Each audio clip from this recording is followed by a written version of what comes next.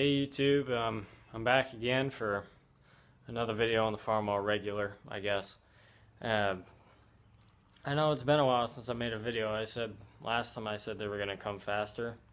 Well, I guess they're going to come a little slower than I thought, but I've been really busy around here these past couple weeks, so between graduation parties and other mowers that I have to fix for the mowing season and all this stuff, it's been busy, hectic. Let's see, the past couple weeks, I had to fix at least one of the riding lawnmowers that we have. We have 2 John Deere riding mowers and 2 walk-behind mowers. But one of the John Deere mowers I actually had to fix. Hadn't run in about 2 years or so. And we really wanted it for this season because last season kind of sucked without it. And anyway, I got that running. All it really needed was a carburetor and some tune-up work, but other than that, it runs fine now. That, and we got another John Deere mower recently. It's an LX188 twin-cylinder Kawasaki engine, liquid-cooled. So I'm actually I'm tinkering around with that now while I'm working on this. Let's see if I can get one running. I know that Kawasaki engine is a little different than what I'm used to. I'm used to either Briggs or Kohler or heck International now. But anyway, I figured out what was wrong with it. It was an electrical issue that was not making it run. It actually blew a fuse, and I found that, and because before I couldn't turn it over. So now I can. But now I'm having another issue with the fuel pump, so I'm probably going to have to replace that too, but we'll have to see. But anyway, what you've all come to see is the Farmall regular, so we're not going to bore you with any more John Deere stuff, and get to work on the tractor. Alright, so, hold on a second. Okay, so what I'm dealing with here is I have 3 of the pistons in already. I have 1 in, I have 2 in, and I have 3 in. And they're all in there. Looking good, beautiful, whatnot. Saved the last one for you guys. And I polished up the crank journals and everything and put all those pistons back in. And I can tell you what, it's really hard to turn over. Even with oil in those cylinders, it's hard as heck. But they are new piston rings, so I wouldn't expect any less. And well, let's see here. Got the piston right there, got the cap right here, got the shims here, all separated out. I'm gonna see about how many more or less I need in those shim packs. And I have my piston rings here, and then my ring spreader's off somewhere. But I'm gonna show you how I put these in. The way you're supposed to put them in the engine is on the bottom of each of these cylinder sleeves there's a little lip, and since you have to insert them from the bottom, you can't really, it's really hard to fit a ring compressor up in there. So what you would do is you would take it and you would shove that piston up through the bottom with the rings on it, and that lip would compress it. Actually, it would compress those piston rings so you could put it up. And I did that with the number 1 cylinder. It went in easy, like nothing. But these other 2, I couldn't use that method on because the rings were so dang tight, and I could get the first ring started, but I couldn't get the other ones to move up any. So I had to resort to different measures using a I don't know if you can see it over there on the bench, right there, but a ring compressor. And I'll show you how I did that in a little bit here. But I guess without further ado, I'm going to start working on getting this piston up in here. And once I get you set up, I'll get the piston up in here, and then I'll turn you guys back on so you know what I'm doing. But that's about it. And then we'll see about doing some stuff with the radiator getting the other side all JB welded and stuff, because I still need to do that. But otherwise, it's whatever. But I'm gonna go ahead and turn the camera off for a second, and I'll be back with you in a little bit. See you then. Okay, YouTube, so what we're gonna do now is we're gonna test for oil clearance on these bearings, on these Babbitt bearings, with the shims, the shim packs on each side. And cool thing about these shims, actually, I don't know if it's cool or not, but there are two shim plates on either side that are thicker, and then you have the other really thin paper-like shims in there.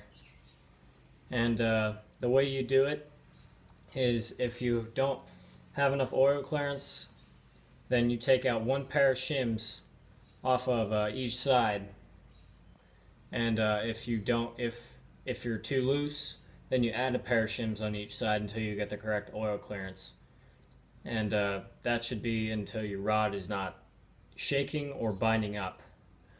And I've done that on all the other ones already, and they're all good. And now I just have to do it on this one. So I think this is about 16 shims, 16 smaller shims or thinner shims, and the two plates on each side. I have the same on the others, or the other on the. I have the same amount of shims for the other side.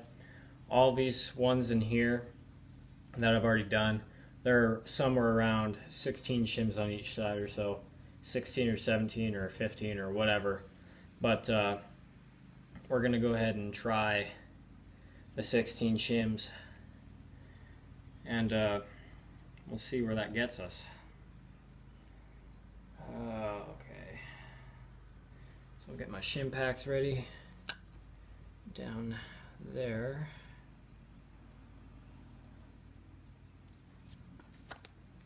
Get the nuts out and the bolts for this piston.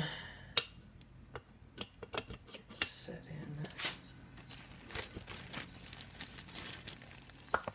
Not a problem there.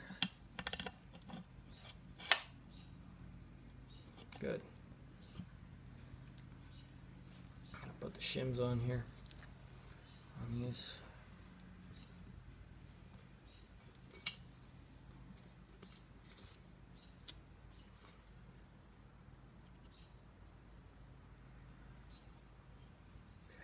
That's one side.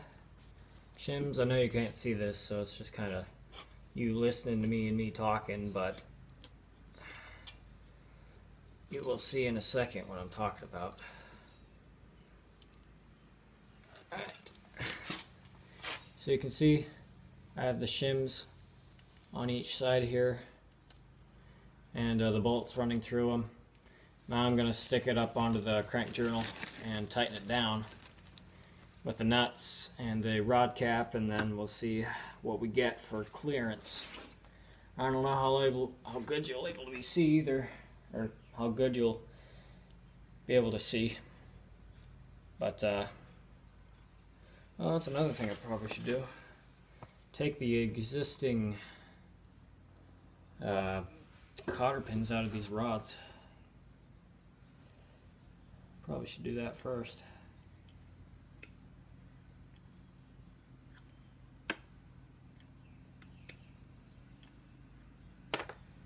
Okay.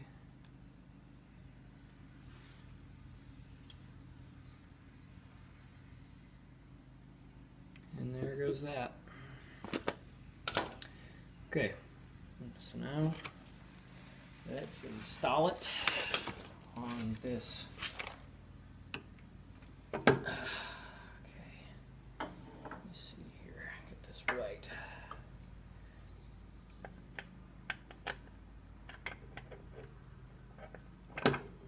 Let's see if I can get the rod cap on here.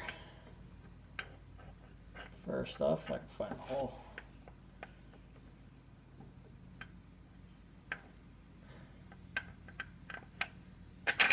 There we go. I know you got a piston blocking you. And I'm sorry about that. Let's see if I can move you. How's that? Does that work? Alright. Let me get the nuts here. They're castled nuts.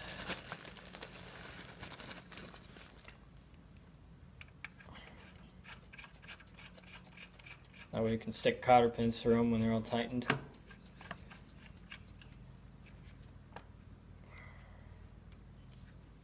Let that hang now. So put the other one on.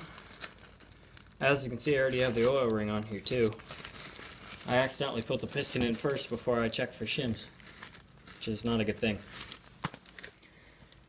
Okay, the other side now.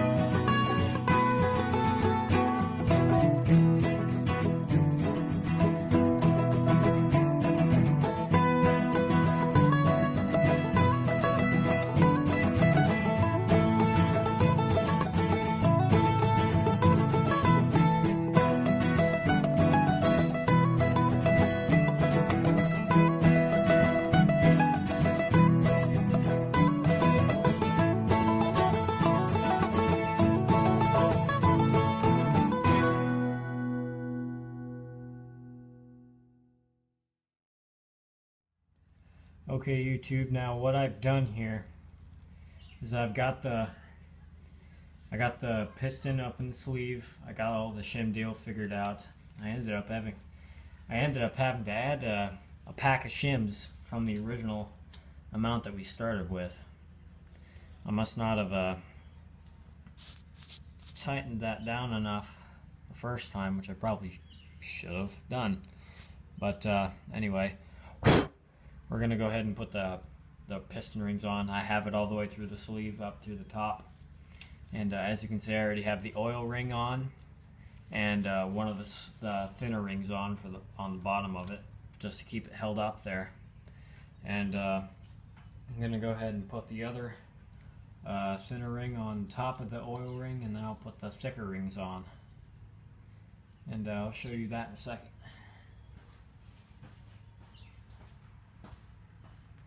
Okay, now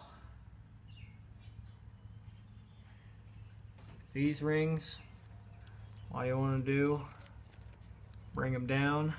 See if I can see here.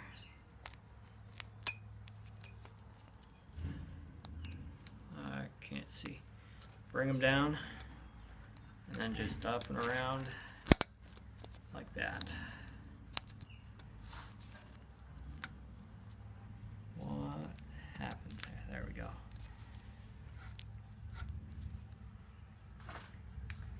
That one in.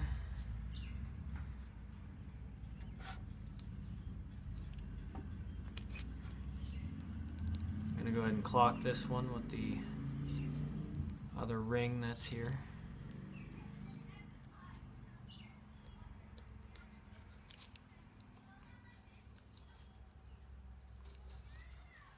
Now it's clocked. Where's that other one at? Okay. Now when you're clocking your rings here, you want to make sure your rings aren't in the same spot. And that's what I'm doing right now. I'm going to put them on opposite ends of each side of the piston. Clean those grooves a little in this area here. I'd cleaned these grooves once before, so they should be relatively good. But sometimes a little bit of funk can get caught up in there, just like all of them.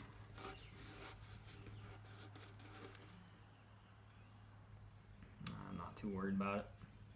Just as long as the wings move freely like they did, like they're supposed to, then it should be fine.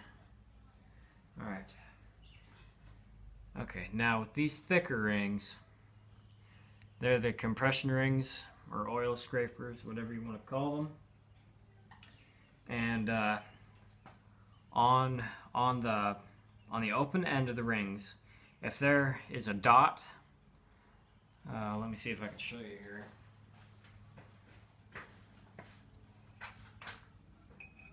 If there is a dot on either side here, stamped right in there, then that dot goes up. But if there is no dot anywhere on the ring itself, then it can go in either way. So I'm just going to go ahead and put these on. Hitting stuff. But anyway, I'm going to go ahead and put them on with the ring spreader. And then move them to where I want them to go.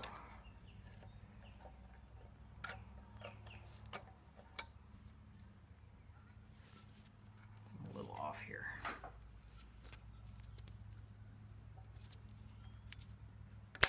There we go.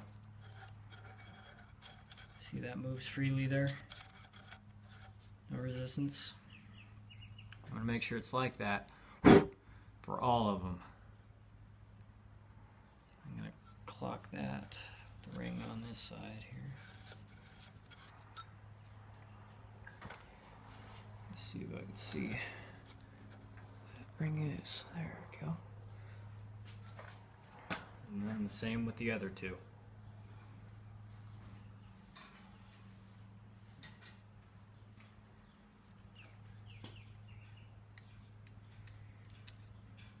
It's not a very hard concept, just as long as you do it right.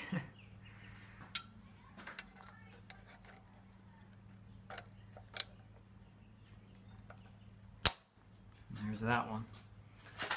Also is moving with a little resistance, and I got that one lined up.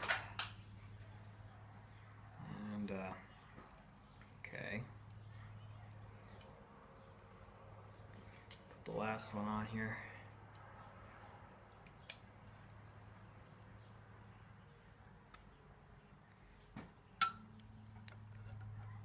Through the top. Snap right in. There we go. That one moves freely as well. Alright, I'm going to give you a basic instruction on clocking these rings here.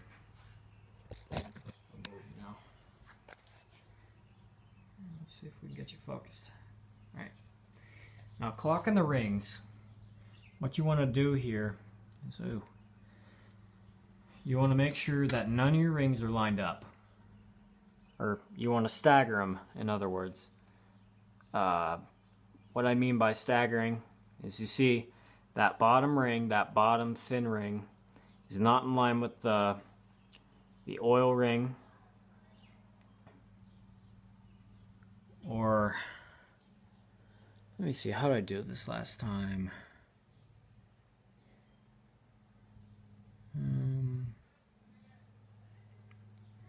Okay, yeah. you don't want your oil ring lined up with either of the top or bottom rings that are associated with it. So you put those away from each other. I put the bottom ring on the other side, right over here, lined up over there. And I put the top one, you can see that slit right there. And after that, you just stagger the bigger ones. See this one right there? I put on that side over there, put on that side over there, and I lined that one up with that one that's over here, and then I staggered the other one on the other side. But that's what you want to do for clocking your piston rings. That way you don't lose any compression or oil or blow any oil through your engine. So that's what I always do for clocking these things. Let me see if I can get you a good view for bringing this thing down. Gosh, I don't want it to be too dark, too terribly dark.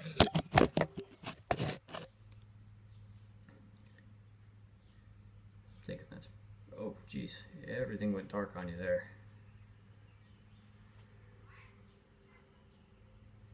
There. How about that?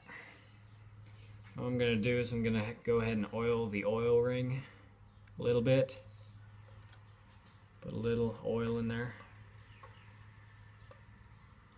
Just around it. That way to lube itself a little bit.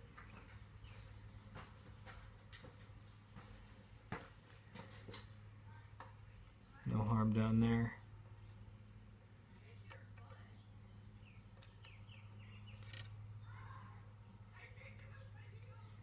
And there's that.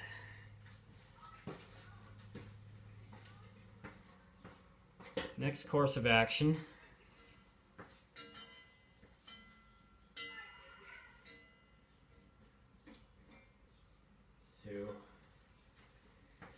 Alright, so I've got this.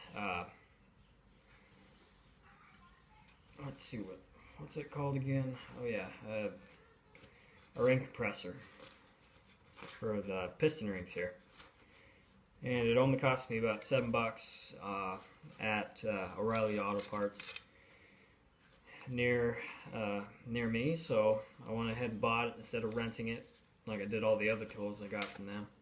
But I'm gonna go ahead and I'm cleaning it up a little bit because it's a little dirty. Probably should put that away. But what I'm going to do is I'm going to go ahead and compress the rings, and then I'm going to go ahead and put it down to where it's supposed to be. I'm going to put it down into the piston here. So let me see how I want to do this. Like I did it last time, I guess.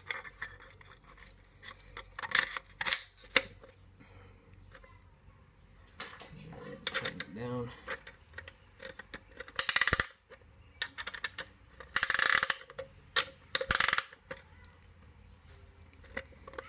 Make sure it's going evenly.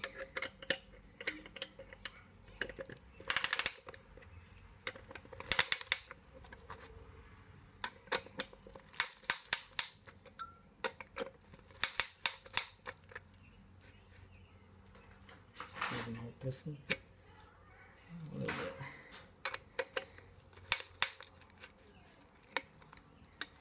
That's not too bad.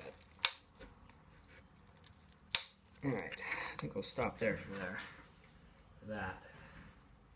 I'm going to line it up down here with the piston rod. Now I'm going to go ahead and put the bushing in down here, or the bearing, I should say, which it should have been in before, but it dropped out.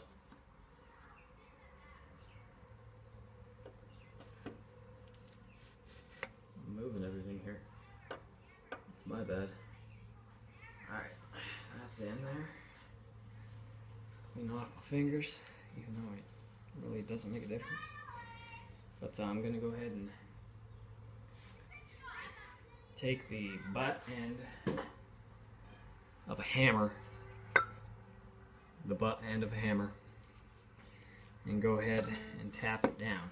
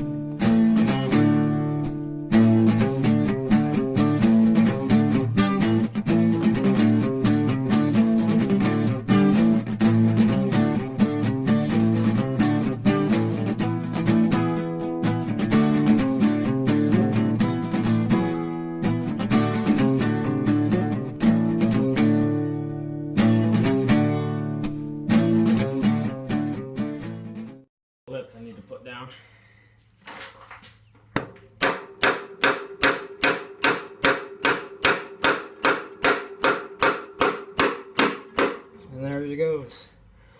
And there it is. It's down. It's in there. Alrighty. Good deal. How great you can see. But there it is. Holding it with one hand here. It's in there. Now I need to put that rod cap and bushing, bearing back in there. That Babbitt bearing. No, other than that, once I get those on, I'll be finished. And, well, really excited actually. But I'm gonna go ahead and turn the engine a little bit, and we'll see what we get. That way I can bring that the stroke down, and see where we go from there. So I'll see you in a bit. All right. Well, YouTube, it's been another week since I've last recorded this, and I know I said the videos were gonna come quick.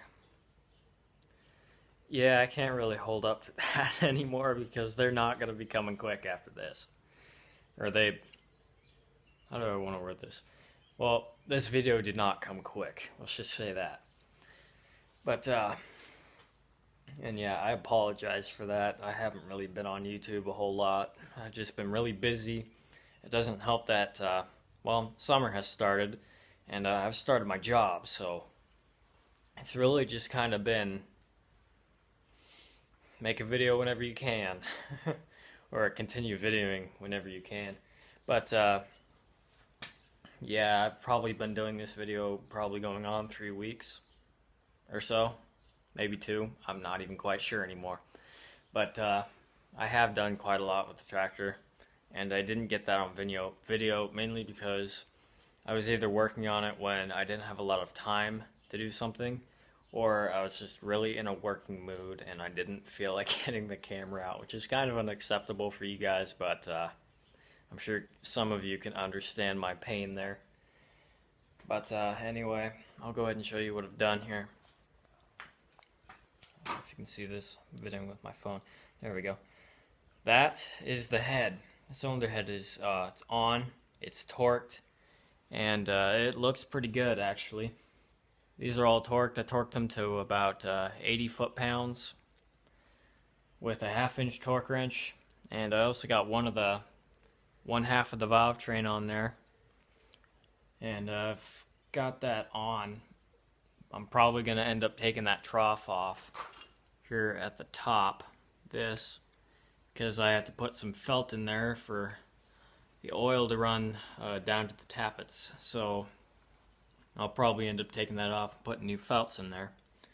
But you know, that's not bad. And I still need to get a stud for right here, one of these, so I can put the manifold on here. But other than that, yeah, it's all on, it's all torqued. Pistons are all on and torqued, they're in there. I need to put the cotter pins in those pistons so I can close it up. But we'll go ahead and, and you can see in the background my workbench is absolutely filled with clutter and all sorts of stuff I've been doing. And actually, we're going to be working on that magneto next after I show you a couple things, but I need to put new impulse spring on there because it has a manual impulse. So let me see if I can show you here real quick. This is an E4A magneto manual impulse right here. You just turn that to set the impulse, and it gets caught in, let's see if I can find a notch here. I got caught in one. But there are these notches right there.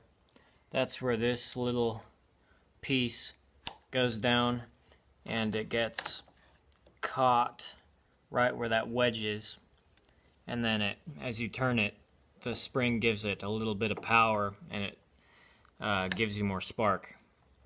But yeah, this is a manual impulse. So not like your F4 mags where you don't have to set or do the manual impulse because it's already built into it. But for these old ones, you kind of do. So other than that, I think I'm gonna go ahead and show you if I can turn over the engine or not. So I'll go ahead and show you that. I'm gonna turn the camera off so I can get you guys set up, because my phone doesn't exactly have the best mount, so I'm gonna go ahead and try and find you guys a place to be set up at. So be back in a second. Okay, I think I got you guys set up finally. Please bear with me with the camera angles and stuff. I really don't have anything to mount this thing with, so I'm just kind of going off what I have. But I'm just gonna, the only way I can really turn this crank is if I pull it upwards. I can't really turn it any other way. I can't turn it downwards. I can't turn it when it's horizontal. I can't turn it to the other side. I can only turn it when it's vertical down. I can only pull it up because it's still a little bit tight from the new rings. So I'll go ahead and show you that real quick. But well, I guess I'll just do it.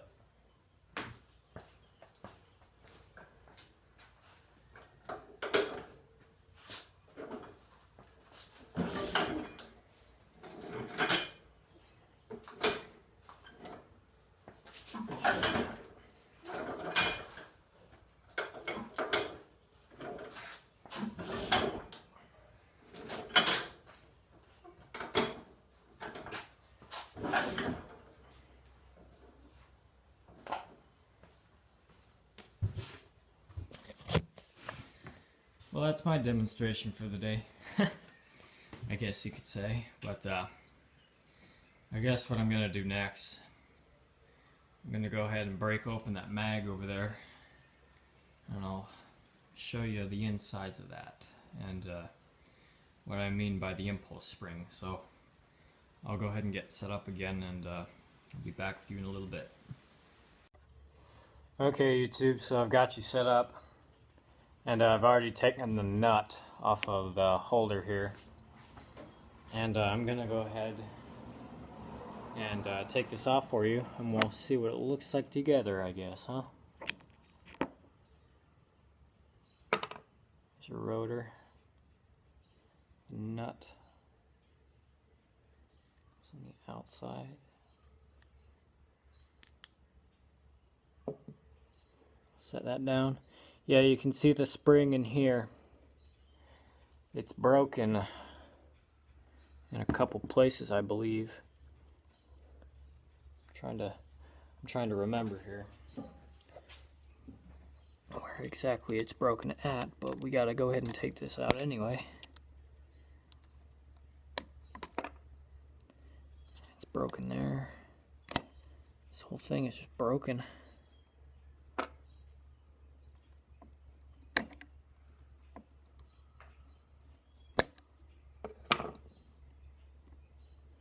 Yeah, look at that. All these pieces, just small chunks of it broken off. Let me see, there's a total of 1, 2, 3, 4, 5 pieces here. And that's not normal, I can tell you that. It's all supposed to be just one continuous piece. And that was certainly not like that. But we're going to go ahead and set this in here. I'm going to oil it up. I'm going to oil up the spring real quick, actually. So I'm going to go ahead and grab a pair of latex gloves. I'm going to take my watch off.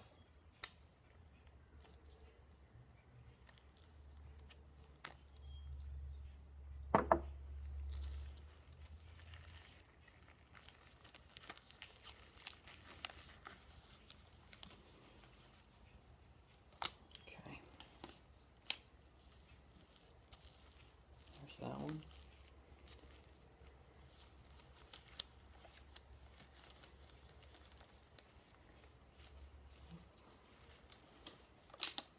And there's two. Okay.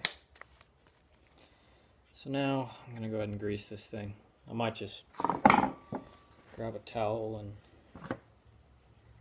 dribble some oil on the towel, and then just rub this thing around in it.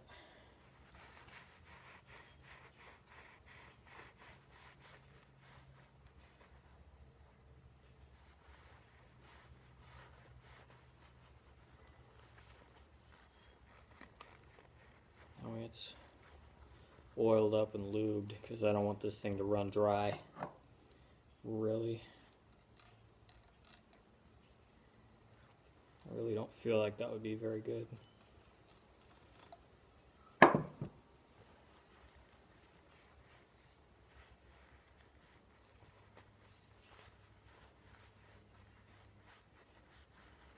we go. I think we got it. So it's got just a thin coat of oil on it. We gotta move these up. Move them around, my bad. I never remember how these work. There we go.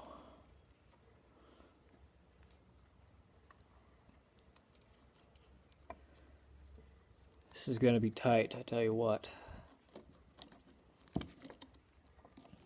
So I also got this spring out of another E4A mag out at the attractor dump, so this is gonna be difficult. I can already tell.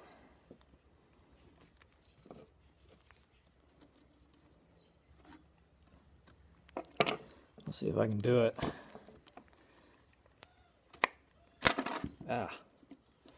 I gotta shut the camera off and do this. This is a whole lot difficult, so I'll be right back.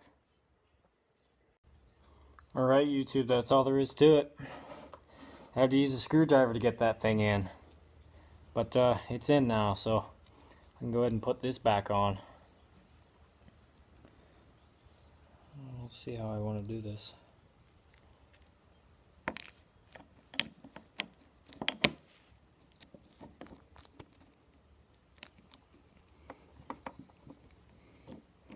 Let me figure this out too. Okay, now I got it. Got this cap on. I had to put that. There was a little notch in this cover that I had to put in between those two bearings in there. So I got that done, and now I have to just put this nut back on, and it'll be ready to fly.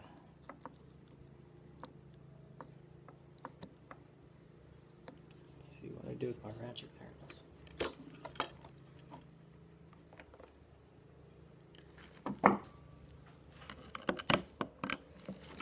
Gotta keep this thing from moving now.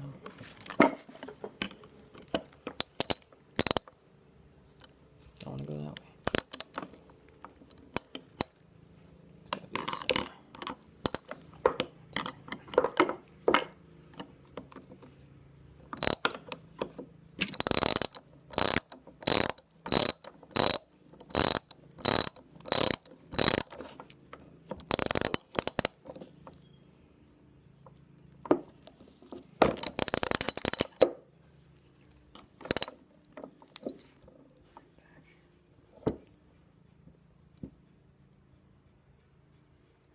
There we go.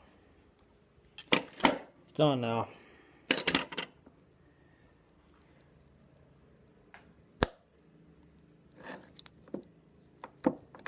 Can't expect that to be going anywhere anytime soon.